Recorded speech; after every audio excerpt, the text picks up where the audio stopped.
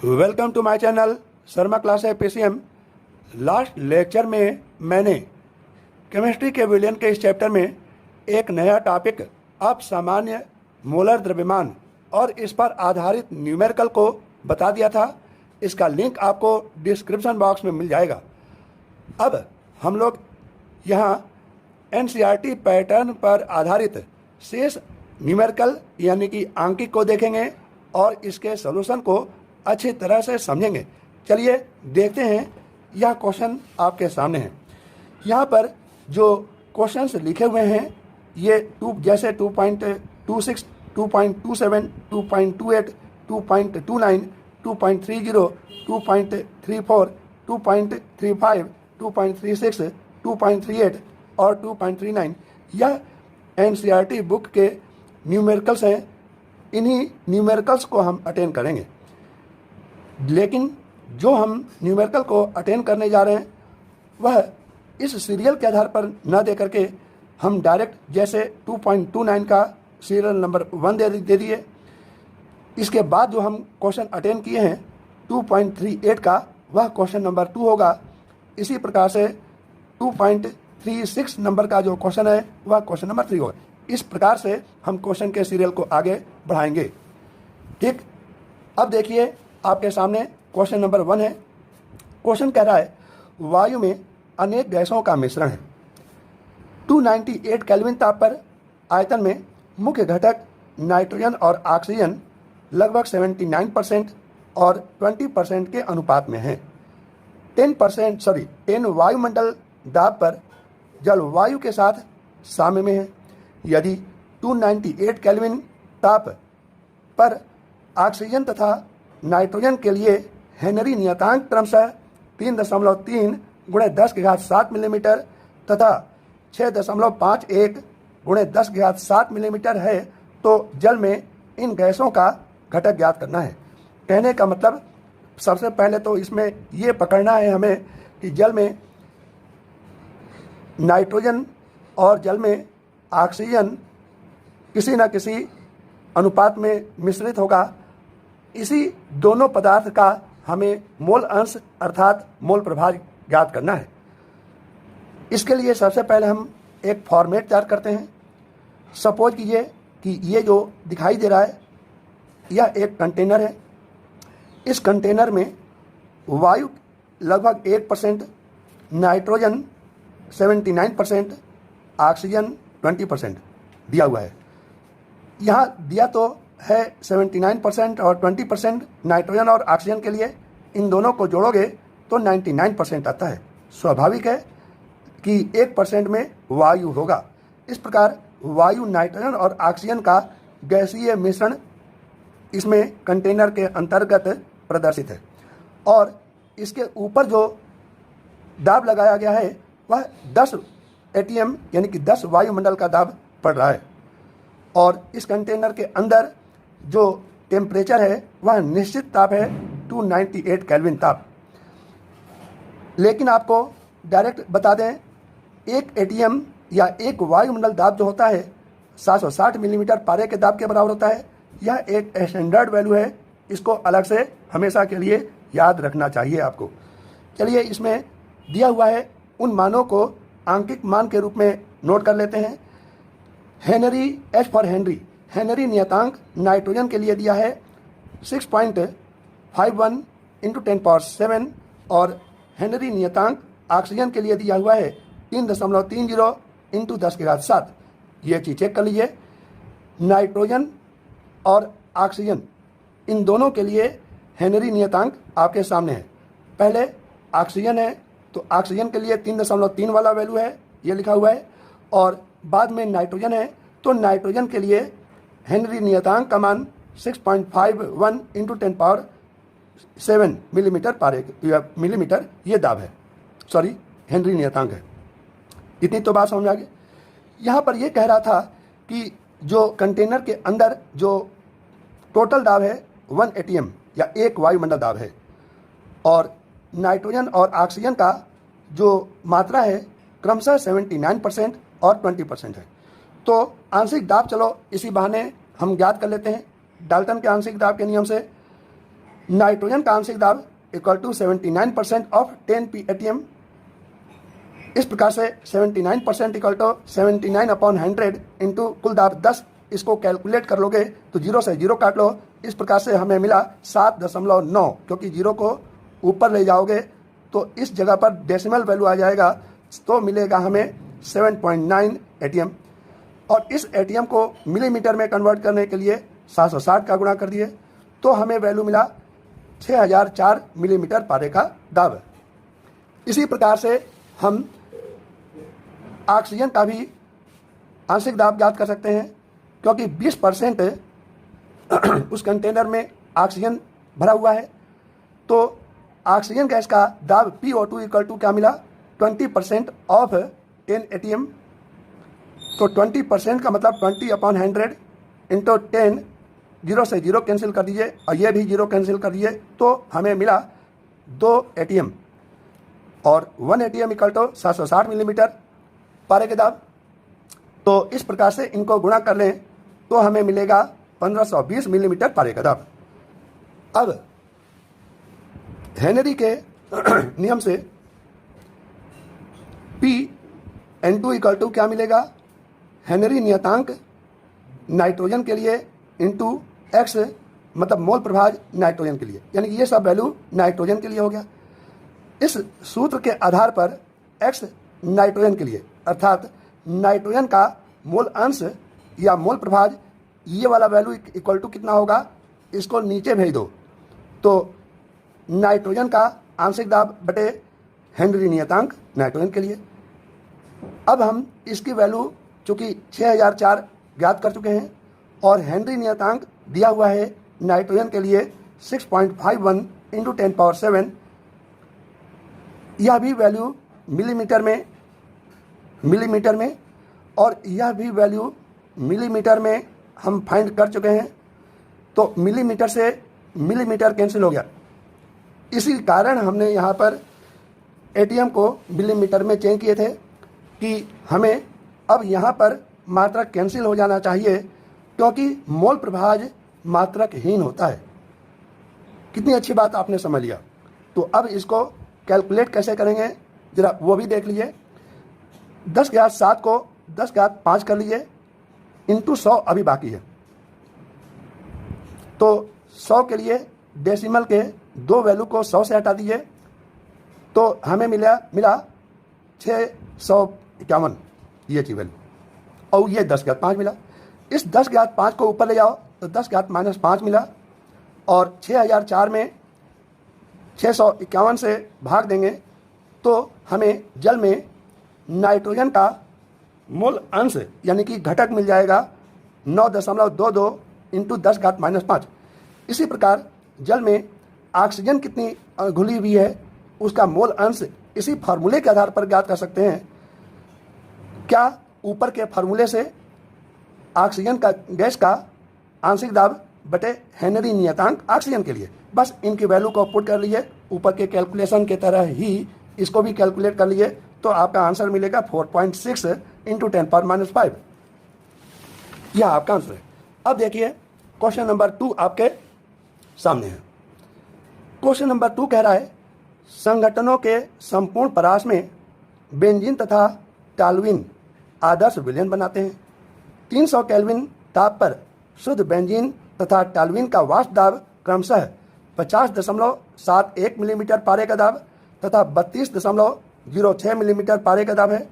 यदि 80 gram benzene को 100 ग्राम toluene में मिलाया जाए तो वाष्प अवस्था में उपस्थित बेंजीन के मोल प्रभाज की गणना करनी है। तो चलिए इस सॉल्यूशन को हम आगे बढ़ाते हैं। इसमें एक बात आपको समझनी चाहिए कि टॉल्यूइन और बेंजीन में कौन विलेय पदार्थ है और कौन विलायक पदार्थ है। यहाँ पर दिया हुआ है 80 ग्राम बेंजीन को 100 ग्राम टॉल्यूइन में मिलाया गया, तो जिसकी मात्रा कम है यानी कि बेंजीन यह विलेय हो गया, और जिसकी मात्रा अधिक है 100 ग्राम टॉल्यूइन दिखाई दे रहा होगा आपको, यह हो गया आपका विलायक।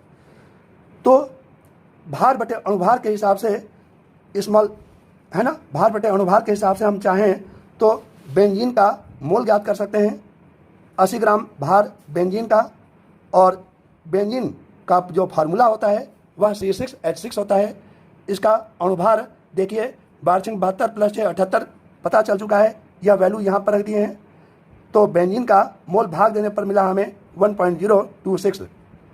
इसी प्रकार चूँकि इसी प्रश्न में हमें दिया हुआ है टालुइन का भार 100 ग्राम और टालुइन का फार्मूला होता है C6H5CH3, तो इसका हम अणुभार अलग से 92 ज्ञात कर लिए, उसी को नीचे रख दिए। इस प्रकार हमें T फॉर टालुइन का मोल हमें पता चल गया भार बटे अणुभार के हिसाब से 1.087। दो चीज़ तो हमने ज्ञात कर लिया। एक बात और, ऊपर के सेंटेंस के आधार पर ज़रा समझ लीजिए कि ये दोनों क्या चीज़ दिया हुआ है। ये दोनों 50.71 और 32.0 थे। ये जो दिया हुआ है शुद्ध बेंजीन तथा शुद्ध टालुइन का वाष्प, यानी कि एक कंटेनर में बेंजीन तथा टालुइन मिला दिया गया, जिसमें 80 ग्राम बेंजीन ये विलेय पदार्थ के रूप में है और 100 ग्राम टालुइन विलायक पदार्थ के रूप में है। दोनों को मिलाने से यह एक आदर्श विलयन बना रहा है। यह आदर्श विलयन हम नहीं कह रहे हैं, सवाल कह रहा है। आदर्श विलयन बनाता है दोनों मिलकर के, ठीक। तो इस आदर्श विलयन के अंतर्गत शुद्ध बेंजीन और शुद्ध टालुइन का वाष्प दाब दिया हुआ है, आपके सामने दिख रहा है। इसका हम उपयोग आगे करेंगे। सबसे पहले चलते हैं मोल प्रभाज बेंजीन का ज्ञात कर लें और उसके आगे हम टालुइन का मोल प्रभाज ज्ञात करेंगे। तो बेंजीन का मोल प्रभाज equal to NB/NB plus NT। इसी प्रकार अब टालुइन की ज्ञात करते तो NT/NB प्लस NT का सहारा लेते, लेकिन एक दूसरा उपयोग भी, दूसरा तरीका भी अपना लेंगे, वो अभी देखेंगे।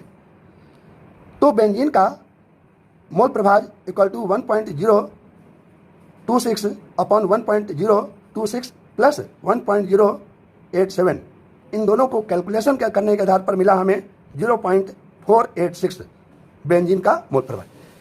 इसमें एक बात और आपको बताना चाहते हैं कि चूंकि एक कंटेनर में दो पदार्थ बेंजीन और T फॉर टालुइन लिया गया है और इससे विलयन का निर्माण हुआ है, तो बेंजीन का मोल x1 यदि माने और टालुइन का मोल मोल नहीं बल्कि मोल प्रभाज दोनों का ये क्रमशः x1 और x2 माने, तो बेंजीन का मोल प्रभाज और टालुइन का मोल प्रभाज का योगफल 1 होता है। ये पहले से आप जानते हैं। तो इस प्रकार हमें x2 इक्वल टू क्या मिलेगा, 1 माइनस x1। इसी नियम के तहत टालुइन का मोल प्रभाज इक्वल टू 1 माइनस बेंजीन का मोल प्रभाज।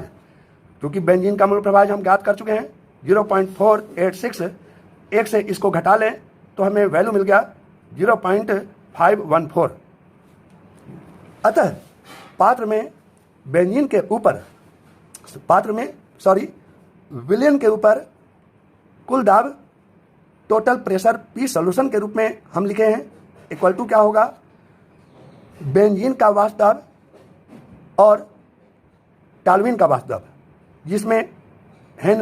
जिसमें ये राउट के नियम से बेंजीन का वाष्प दाब जो होता है वह PV equal to PV naught into XB और टालुइन का वाष्प दाब PT equal to PT naught into XT। इसमें PV नॉट क्या है, शुद्ध अवस्था में बेंजीन का वाष्प दाब ये वैल्यू दिया हुआ है 50.71 और शुद्ध अवस्था में टालुइन का वाष्प दाब दिया हुआ है 32.06 और XB का मान हम ज्ञात कर चुके हैं और XT का मान भी ये वाला वैल्यू हम ज्ञात कर चुके हैं। इस वैल्यू को कैलकुलेट करने के आधार पर हमें मिला 40.92, इसको लगभग 41 कह सकते हैं। याद रखिएगा यहाँ पर जो बेंजीन का मोल जो मिला वह विलयन में मिला और टालुइन का जो मोल मिला वह भी विलयन के अंतर्गत ही प्राप्त हुआ। लेकिन इस प्रश्न में वाष्प अवस्था में जो बेंजीन और टालुइन प्राप्त हुआ है उसका हमें मोल ज्ञात करना है, इतना अंतर ध्यान रखिएगा। तो यही तो कह रहा है। अतः बंद पात्र में B फॉर बेंजीन और T फॉर टालुइन के द्रव के मिश्रण में यही ताप है 300 केल्विन। इस ताप पर द्रव के ऊपर एकत्रित केवल बेंजीन का मोल प्रभाव चूंकि हमें ज्ञात करना है, तो XB डैश इक्वल टू क्या होगा, विलयन में बेंजीन का दाब बटे कुल वाष्प दाब। चूँकि कुल वाष्प दाब 41 ज्ञात कर चुके हो और बेंजीन का वाष्प दाब यही है 24.64506, या ये सब टोटल कैलकुलेशन इन दो लाइन में यही हम उपयोग करने जा रहे हैं, PB/PS। तो PB क्या है, ऊपर के कैलकुलेशन से हम बता चुके हैं, विलेन में बेंजीन का वाष्प दाब अपॉन PS यानी कि बने विलेन का कुल वाष्प दाब। PB = PB0 × XB। इसका अलग अलग चाहो तो वैल्यू रख लो या इसका कैलकुलेशन रख लो 24.64506। इनका कैलकुलेशन वही वैल्यू डायरेक्ट रख सकते हो, क्योंकि ऊपर कैलकुलेशन कर चुके हो। 41 से भाग देने पर हमें विलेन के ऊपर जो बेंजीन का वाष्प मिला उसी का मूल प्रभाज ज्ञात हो गया। तो आपको थोड़ा यही याद रखना है कि X बेंजीन और X यहाँ पर बेंजीन ये भी है, लेकिन ये जो ज्ञात हुआ है वह किसके लिए है, विलेन के अंतर्गत मूल प्रभाज है, और ये चीज़ जो है विलेन के ऊपर बेंजीन जो गैसीय अवस्था में है उसका मूल प्रभाज ज्ञात हुआ है। अंतर थोड़ा ध्यान रखिएगा। अब आप आगे देखिए, क्वेश्चन नंबर 3 सिंपल है, थोड़ा समझना है। 100 ग्राम द्रव A जिसका मोलर द्रव्यमान 140 दिया हुआ है, इसको 1000 ग्राम द्रव B जिसका मोलर द्रव्यमान दिया हुआ है 180, इसमें घोला गया है। शुद्ध द्रव B का वाष्प दाब 500 टॉर पाया गया। यदि विलेन का कुल वाष्प दाब 475 टॉर हो तो शुद्ध द्रव A का वाष्प दाब तथा विलेन में वाष्प दाब की गणना करनी है। तो आप इस तरह से हम डायरेक्ट बताना चाहते हैं सवाल को सिंपल करने के उद्देश्य से कि ए पदार्थ का ग्राम में भार दिया है, अणुभार दिया हुआ है 100/140 के हिसाब से द्रव A का मोल ज्ञात हो जाएगा। 100/140 द्रव A का मोल Na। इसके आगे जरा चेक कर लीजिए, द्रव B का भार 1000 ग्राम और मोलर द्रव्यमान 180 दिया है, तो 1000/180 यानी कि भार बटे अणुभार के हिसाब से द्रव B का मोल हमें NB ज्ञात हो गया। Na और NB ज्ञात होने से विलेन के अंदर द्रव A का मोल प्रभाज ज्ञात कर सकते हो बाय डेफिनेशन Na/Na+NB। बस वैल्यू पुटअप कर लीजिए और इसका मान कितना मिला, 0.1138। क्योंकि आपको हम अभी बता चुके हैं कि एक कंटेनर में विलेय और विलायक दो पदार्थ है, तो द्रव अवस्था में ए पदार्थ का मोल प्रभाज और बी पदार्थ का मोल प्रभाज का योगफल सदैव 1 होता है। इस प्रकार द्रव बी का मोल प्रभाज XB हम चाहें तो 1 - XA की सहायता से हल कर सकते हैं। वही तरीका हम अपना रहे हैं। 1 - XA की वैल्यू हम ज्ञात कर चुके हैं, उसी की वैल्यू रख करके 1 से घटा करके हमें आंसर मिला द्रव के अंदर बी का मोल प्रभाज 0.8862। अब आगे बढ़ते हैं। अतः विलेन में कुल वाष्प दाब PS = क्या होगा, PA + PB, यानी कि विलेन में द्रव के ऊपर A का आंशिक दाब और B का आंशिक दाब। तो A का आंशिक दाब PA = PA0 × XA और PB = होगा PB0 × XB। तो PA0 और PB0 शुद्ध अवस्था में क्रमशः द्रव A और द्रव B का वाष्प दाब है, जिसमें द्रव B का वाष्प दाब दिया हुआ है 500 टॉर और शुद्ध विलेन का वाष्प दाब दिया है 475 टॉर। हमें PA ज्ञात करना है, तो क्यों नहीं, सभी वैल्यू दिया हुआ है, इसको कैलकुलेट करेंगे तो वैल्यू मिला 44.3.1 और इसको इधर पक्षांतर कर लेने से हमें PA0 × 0.1138 = मिलेगा 475 - 443.1, वही चीज़ यहाँ लिखा हुआ है, और इसको घटाने से मिलेगा 31.9। इस प्रकार शुद्ध अवस्था में द्रव A के अंतर्गत गैस का वाष्प दाब PA0 = क्या मिला हमें 39 इसको नीचे लेके चले गए और हमें वैल्यू मिल गया भाग देने पर 280.3 टॉर। पुनः विलेन में द्रव A का वाष्प दाब PA = क्या होगा, ये वाला PA वैल्यू ज्ञात करोगे तो PA = PA0 × XA। चूँकि हम PA0 ज्ञात कर चुके हैं और 1 से हमें पता है, तो इस प्रकार इन दोनों के वैल्यू को रख करके गुणा करेंगे तो हमें 31.89 टॉर वाष्प दाब ए का मिल गया। अब देखिए क्वेश्चन नंबर 4 आपके सामने है। क्वेश्चन नंबर 4 कह रहा है कि 298 केल्विन पर बेंजीन में मेथेन की मोललता का हेनरी स्थिरांक 4.27 × 10⁵ मिलीमीटर पारे का दाब है तथा 298 केल्विन ताप तथा 760 मिलीमीटर पारे के दाब पर मेथेन की बेंजीन में विलेयता यानी कि मोल प्रभाज की गणना हमें करनी है। जैसा कि आप जानते हैं कि वाष्प दाब गैस के मोल प्रभाज के समानुपाती होता है हेनरी के नियम से। तो P = PKH × X gas methane के लिए, तो इस प्रकार X मतलब कि मेथेन का मोल प्रभाज कितना होगा, इसको रोक दीजिए, इक्वल टू क्या होगा P/KH, ये वाला P/KH। P की वैल्यू 760 मिलीमीटर दिया हुआ है और हेनरी नियतांक भी दिया हुआ है 4.27 × 10⁵। इसको कैलकुलेट करोगे तो मिलेगा 1.78 × 10⁻³ यही आपका आंसर है। अब जरा देख लीजिए क्वेश्चन नंबर 5 आपके सामने है। कह रहा है 293 केल्विन ताप पर जल का वाष्प दाब 17.535 मिलीमीटर पारे का दाब है।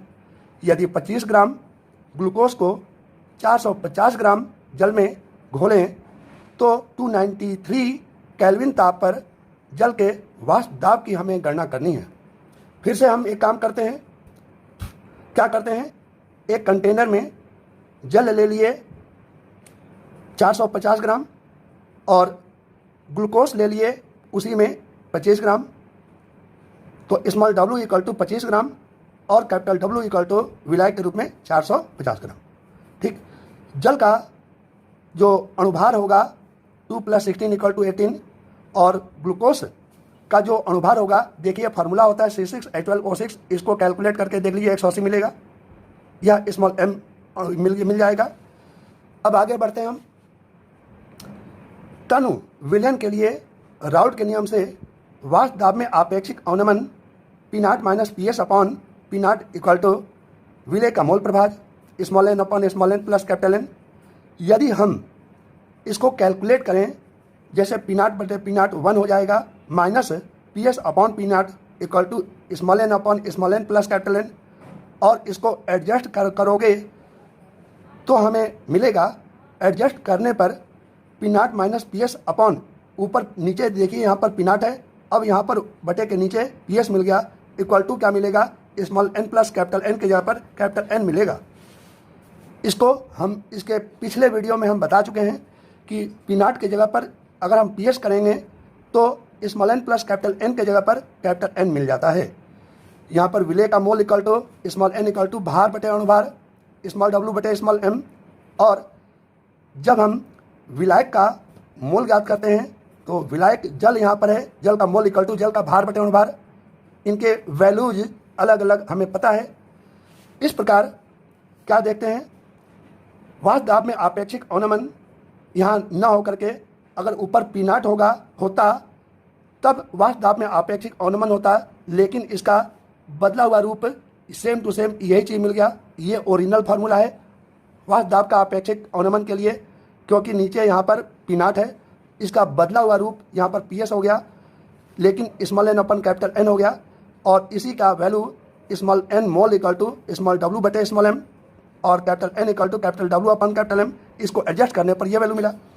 चूँकि हमें ये वाला PS ज्ञात करना है, तो PS के अतिरिक्त जितने भी ये और ये दो वैल्यू को छोड़ करके जितने भी वैल्यू दिखाई दे रहा है, जैसे P0 का मान 17.535 माइनस PS बटे PS इक्वल टू विलेय का भार 25 ग्राम, विलेय का अणुभार ये कितना दिया हुआ है, विलेय का भार 25 ग्राम, विलेय यहाँ पर 25 ग्राम जो है वह ग्लूकोज है, तो ग्लूकोज का अणुभार 180 होता है, और विलायक जो है यहाँ पर वह जल के रूप में 450 ग्राम है, और जल का अणुभार 18 होता है, M = 18। तो देख लीजिए ये 18 से 180 काट लीजिए 10 हो गया, और इसको कैंसिल करोगे तो 1/180 मिलेगा।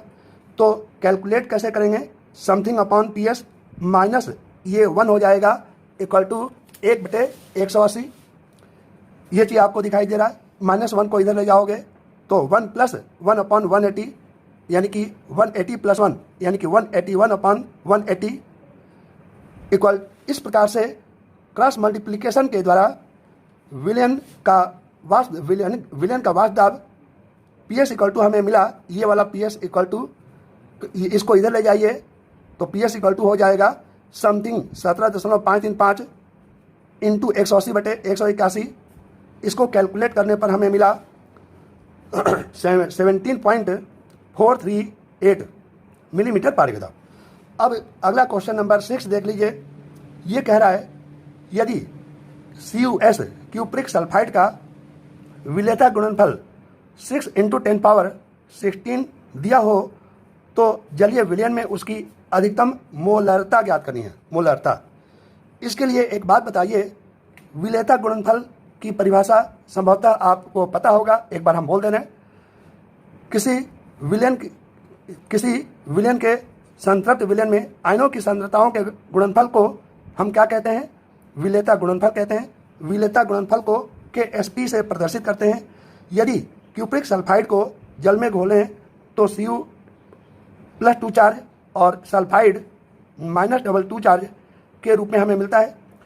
तो क्यूप्रिक सल्फाइड में इन दोनों की जो मोलरता है या एस जो हमें ज्ञात करना है, विलेयता जिसे कहते हैं हम, एस ज्ञात करने के लिए इसके लिए क्या करते हैं कि Sp equal to small s into small l equal to small s square. अतः s इक्वल टू क्या होगा, √Ksp, और चूंकि Ksp का मान हमें पता है 6 × 10⁻−16, इसका कैलकुलेशन करोगे तो मिलेगा 2.45 × 10⁻8 मोल पर लीटर। और मोल पर लीटर में वैसे भी मोलरता होता ही है। ये आंसर आ गया। अब जरा देख लीजिए क्वेश्चन नंबर 7 आपके सामने है। नैरोरफिन मार्फिन जैसी होती है, इसका उपयोग नशे के दुष्प्रभाव के उपचार के लिए किया जाता है। सामान्यतः नैरोरफिन की 1.5 मिलीग्राम युक्त खुराक के लिए 1.5 × 10⁻³ स्मॉल m, यहाँ पर मोलरता के अर्थ में है स्मॉल m, जलीय विलयन की मात्रा की गणना करना है हमें। इसके लिए नैरोरफिन यानी कि विलेय पदार्थ का भार हमें दिया हुआ है 1.5 मिलीग्राम।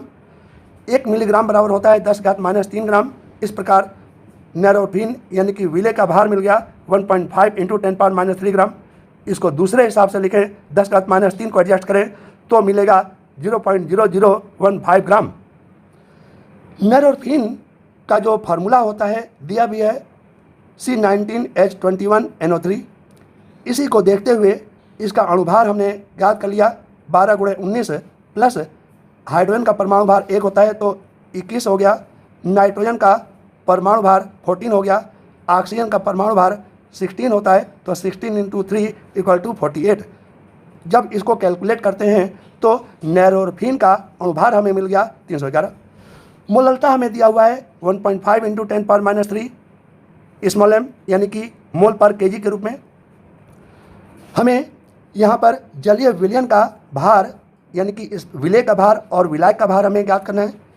तो क्यों नहीं मोलरता के फार्मूला से विलायक का भार हम ज्ञात कर लें। मोलरता का फार्मूला होता है विलेय का भार बटे अणुभार इंटू 1000 बटे यहाँ पर नीचे विलायक का भार। अगर ऊपर 1000 नहीं होता तो विलायक का भार किलोग्राम में प्रदर्शित कर देते, लेकिन यहाँ पर कैपिटल W ग्राम में हमें ज्ञात करना है तो कैपिटल W को इधर लाओ, मोलरता स्मॉल m को नीचे ले आओ। इस आधार पर इन तीनों वैल्यू को पुटअप कर दो। स्मॉल w का मान दिया हुआ है कितना, 1000 ग्राम। यह कहाँ से मिलेगा, ये मोलरता 1.5 × 10⁻³ मोल पर केजी, अर्थात केजी में ये विलायक हो गया। यहाँ पर स्मॉल b ये विलेय पदार्थ हो गया, सॉरी, ये इतनी तो बात समझ में आ गई होगी। ये वाला 1000 तो ये दिख रहा है, सॉरी, और स्मॉल w का मान दिया हुआ है 1.5 × 10⁻³, ठीक है ना, मिलीग्राम। देख लीजिए यहाँ पर नैरोरफिन की 1.5 मिलीग्राम खुराक दी जाती है। यह स्मॉल w मिल गया। मोलरता हम मोल दिया हुआ है, यानी कि मोल नहीं बल्कि इसका ये नैरोरफिन का अणुभार हम ज्ञात कर चुके हैं 311। कैपिटल M का मान 311 रख दिए और मोलरता स्मॉल m का मान दिया हुआ 1.5 इंटू 10⁻³ इसको कैलकुलेट करेंगे तो विलायक यानी कि जल का भार हमें मिल गया 3.2154 ग्राम। चूँकि हमें नैरोरफिन और जल के मिश्रित भार हमें ज्ञात करना है, अर्थात विलयन का भार इक्वल टू विलेय का भार प्लस विलायक का भार। विलेय का भार हमें पहले से ही दिया हुआ है 15 मिलीग्राम, तो इसको एडजस्ट करके लिख दिया 0.0015 ग्राम और प्लस विलायक यानी कि यहाँ पर जल का भार पता चल चुका है 3.2154, इसको जोड़ने पर हमें मिला 3.2169 ग्राम। यानी कि इस अनुपात में अगर हम मॉर्फिन के सेवन करने वाले व्यक्ति को ये विलेय पदार्थ और विलायक पदार्थ को मिला करके व्यक्ति विशेष को दिया जाए तो उसका यह नशा वाला दुष्प्रभाव होगा वो धीरे धीरे समाप्त हो जाएगा। इस तरह से आप समझिए। अब देखिए क्वेश्चन नंबर 8 आपके सामने है। ये कह रहा है जब 6.5 ग्राम एस्पिरिन को 450 ग्राम एसीटोनाइट्राइल में घोला जाता है तो एस्पिरिन का एसीटोनाइट्राइल में भार प्रतिशत हमें ज्ञात करना है। भार प्रतिशत बोले तो द्रव्यमान प्रतिशत। द्रव्यमान प्रतिशत का डेफिनेशन शुरुआती वीडियो में हम बता चुके हैं। क्या किसी नीचे वाला विलयन, किसी विलयन के 100 ग्राम में घुलित विलेय पदार्थ की ग्राम में मात्रा को हम उस पदार्थ की द्रव्यमान प्रतिशत मात्रा कहते हैं। अर्थात नीचे विलेय पदार्थ विलायक पदार्थ का योगफल यानी कि विलयन का भार ग्राम में लिखेंगे और ऊपर विलेय पदार्थ की ग्राम में मात्रा लिख देंगे और ये दोनों वैल्यू दिया हुआ है। 6.5 ग्राम विलेय पदार्थ है तो स्मॉल w का मान रख दिए और 450 ग्राम विलायक दिया हुआ है एसीटोनाइट्राइल के रूप में और फार्मूला में 100 तो होता ही है। जब इस वैल्यू को कैलकुलेट करोगे तो आपका आंसर मिल गया द्रव्यमान प्रतिशत या भार प्रतिशत इक्वल टू 1.4238%।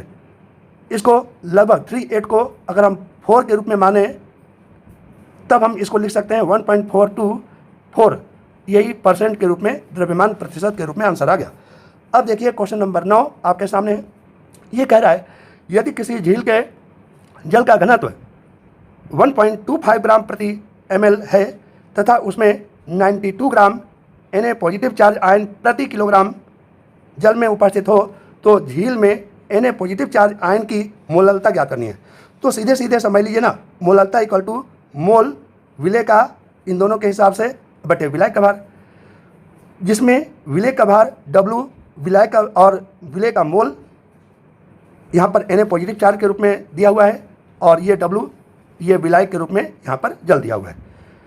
तो विलेय पदार्थ यहाँ पर 92 ग्राम दिया हुआ है Na पॉजिटिव चार्ज। अब प्रति 100 ग्राम यानी कि 1000 ग्राम जल हो जाएगा क्योंकि प्रति किलोग्राम में दिया है। तो 1000 यहाँ पर कैपिटल W रख दो और फार्मूला के हिसाब से 1000 ऊपर होता ही है और Na सोडियम का परमाणु भार रख दिया 23 और इसको कैलकुलेट कर लिए तो हमें मोललता मिल गया 4 मोल पर kg।